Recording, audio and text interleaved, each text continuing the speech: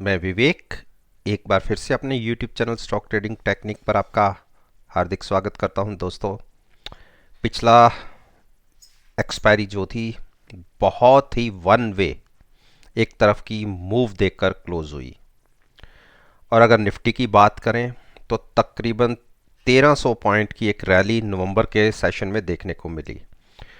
अब आप सभी जानते हैं कि दिसंबर एक्सपायरी शुरू हो चुकी है और उसका एक ट्रेडिंग सेशन कंप्लीट हो गया है। और अब यानी 1 दिसंबर की क्या पॉसिबिलिटीज बनती हैं, चलिए उनके ऊपर बात करते हैं। अल्ट्राटेक सीमेंट, अगर आप फ्राइडे के सेशन को एनालाइज करेंगे तो इसने एक बेरिश साइड पर मूव दिखाई है।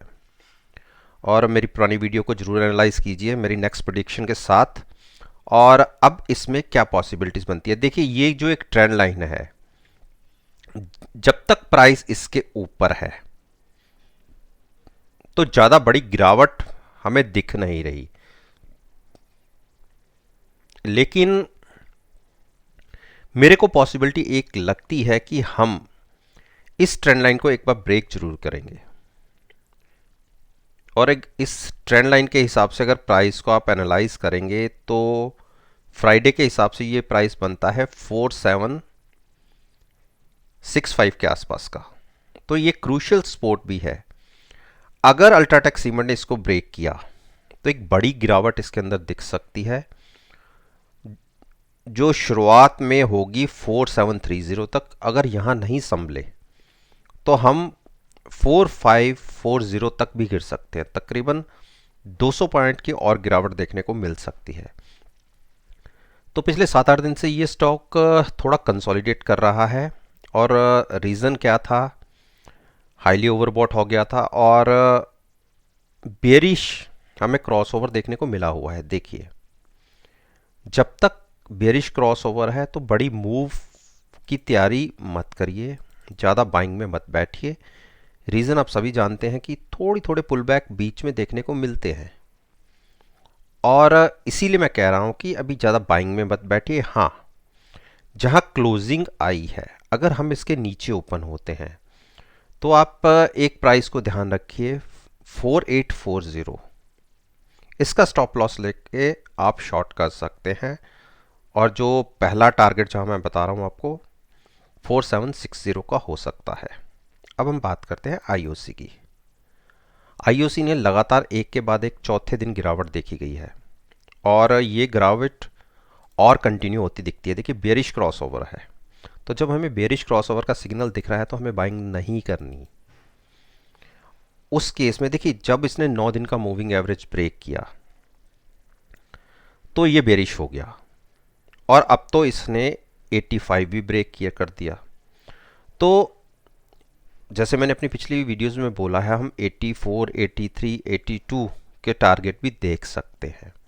और अगर 82 ब्रेक होता है तो आप 76 की तैयारी कर लीजिएगा। एक बड़ी गिरावट इस केस में देखने को मिल सकती है। देखिए, बाइंग बिल्कुल अवॉइड कीजिए। बाइंग के लिए कम से कम एक क्लोजिंग 86 के ऊपर की आने दीजिए। अब हम बात करते हैं गेल की।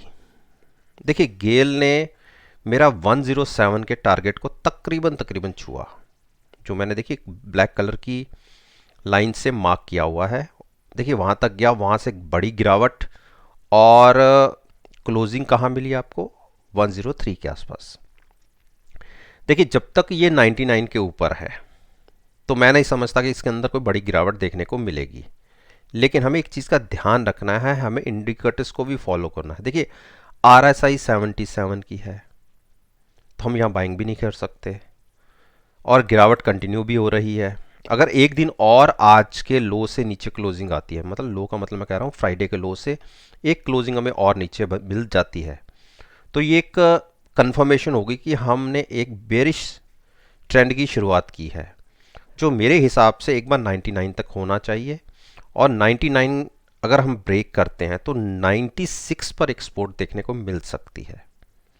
तो अभी हम पहले केवल इसी 2 टारगेट्स की बात करेंगे। आपने ट्यूसडे की जो ओपनिंग होगी उसको देखना है।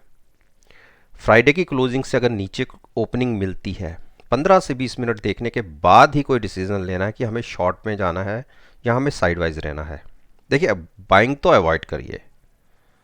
शॉर्ट के लिए ओपनिंग का वेट कीजिए, 15 से 20 मिनट ट्रेड होने दीजिए, उस केस में आप कोई शॉर्ट में पोजीशन लीजिएगा। देखिए, टाटा मोटर्स ने मेरा 184 का ही टारगेट अचीव किया। देखिए, मैंने ये जब भी कोई मैं ऊपर की टारगेट्स को मेंशन करता हूं ऑन स्क्रीन आपके सामने मेंशन करता हूं। देखिए, जब प्राइसेस इसके आसपास डोल रहे थे तो मैंने 184 का टारगेट आपको दिया था कि इसके ऊपर हमें क्लोजिंग मिल जाए, हम 184 को छू सकते हैं। देखिए, जो थर्सडे की क्लोजिंग थी वो 173 के ऊपर हमें मिली थी, और देखिए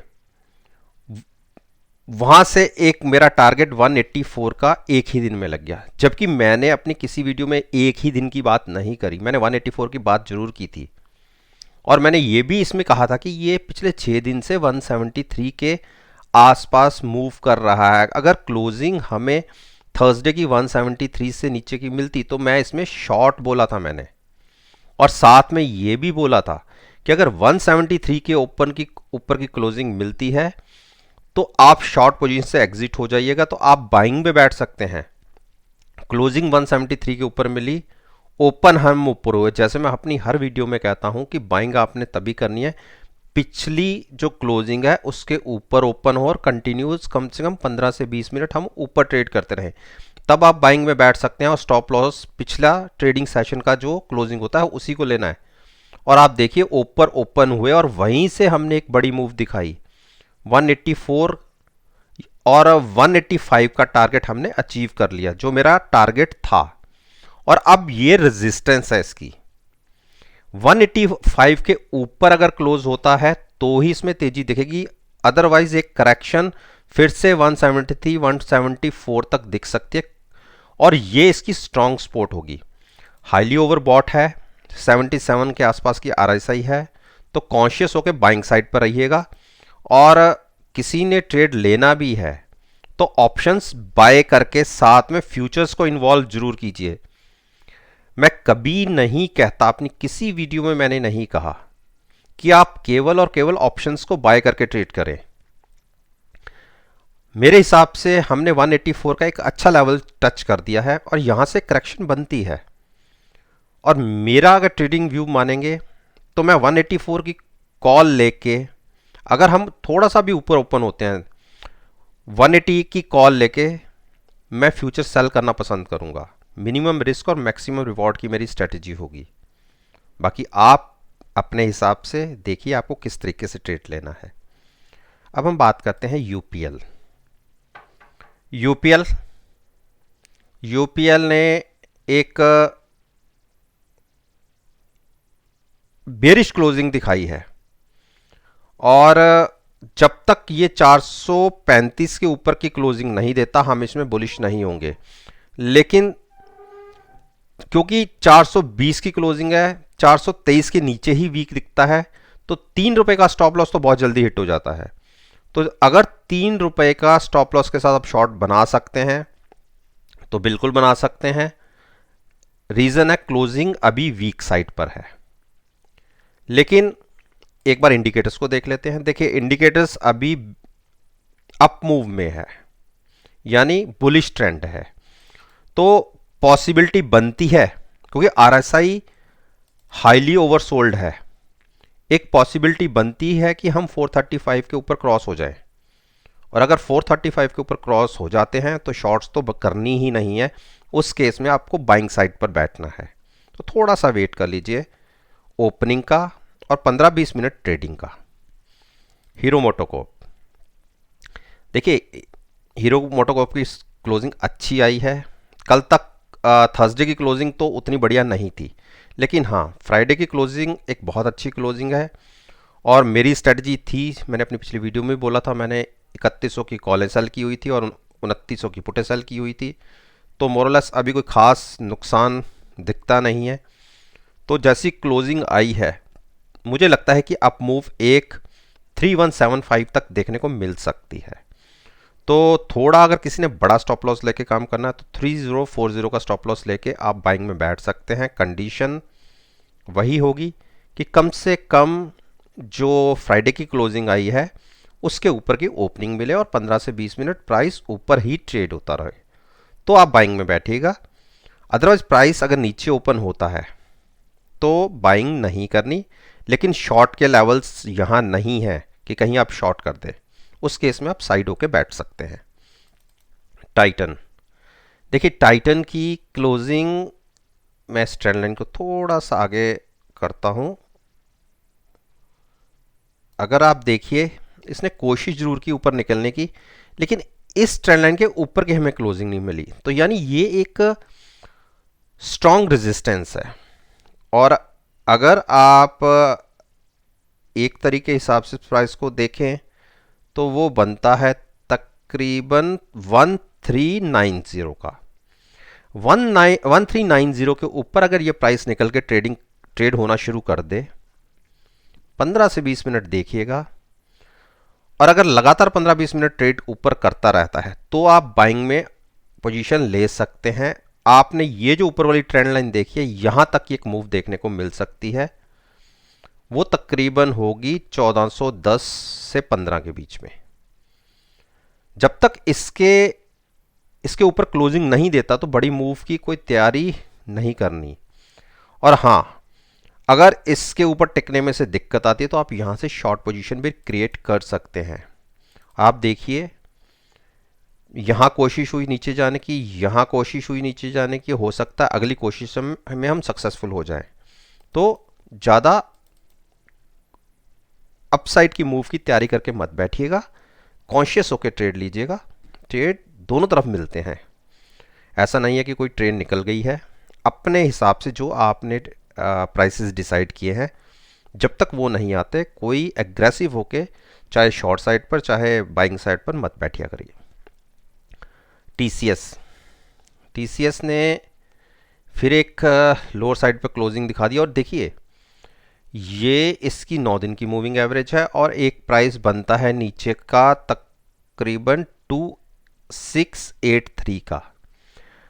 अगर टीसीएस ने ब्रेक करके नीचे ट्रेड करना शुरू किया तो तकरीबन आप मान के चलिए 200 पॉइंट्स का एक फॉल देखने को मिल सकता है। तो अभी बाइंग अपॉर्चुनिटी मत देखिएगा, जब हमें 2720 के ऊपर की क्लोजिंग मिलेगी तो ही हम बाइंग करेंगे। अदरवाइज यहां ओपनिंग बहुत मैटर करती है। ट्यूसडे की ओपनिंग अगर 2695 के नीचे आती है और 2683 होल्ड नहीं हो पाता और उसके नीचे ही ट्रेड करता है तो एक बड़ा फॉल टाटा टीसीएस में देखने को मिल सकता है।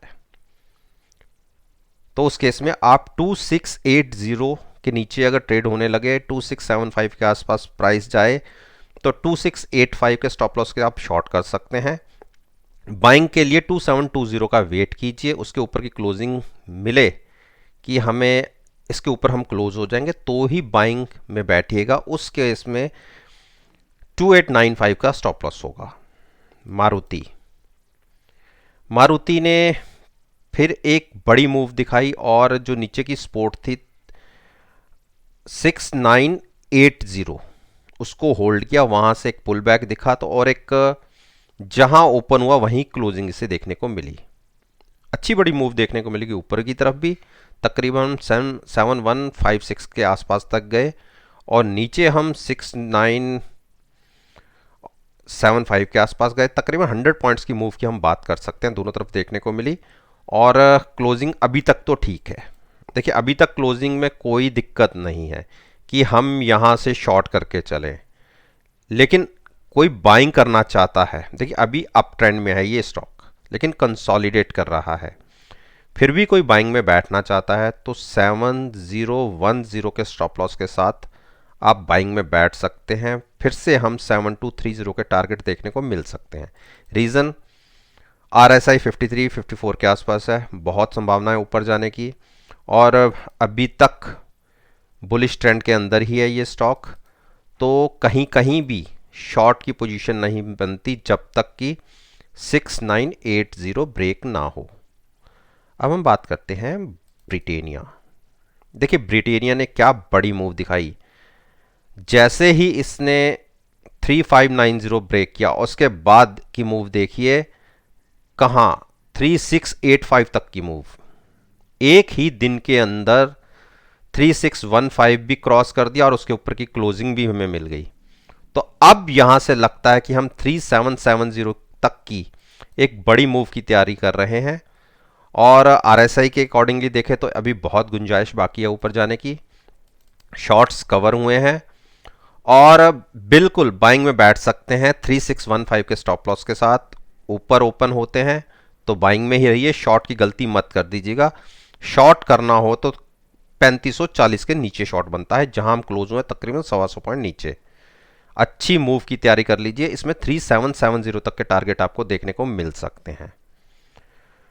तो दोस्तों, निफ्टी इंडेक्स के ये ऐसे शेयर्स हैं जो निफ्टी की मूवमेंट में बहुत अच्छा पार्टिसिपेट करते हैं। और अगर आप ट्यूसडे के ट्रेडिंग सेशन को एनालाइज करेंगे, आप मेरी वीडियो को देखिएगा, इन पर्टिकुलर शेयर जिसके ऊपर मैंने अपना ओपिनियन आपके साथ शेयर किया है, इनकी मूवमेंट को मेरी वीडियो में और जो मैंने अपनी वीडियो में बताया है उसके साथ एक बार एनालाइज जरूर कीजिएगा और आप देखिएगा, और मेरा यकीन मानिए आपको बहुत अच्छे रिजल्ट्स देखने को मिलेंगे। अगर वीडियो अच्छी लगी हो तो लाइक ज़रूर कीजिएगा, शेयर कीजिए और मेरे YouTube चैनल को सब्सक्राइब करना मत भूलिएगा। और अगर बेल आइकन का बटन प्रेस करेंगे तो नोटिफिकेशन टाइम से आप तक डिलीवर हो जाएंगे। इस बात के साथ मैं आपसे विदा लेता हूं और एक नई वीडियो के साथ फिर से सामने आऊँगा। तब तक के लिए धन्यवाद। Take care and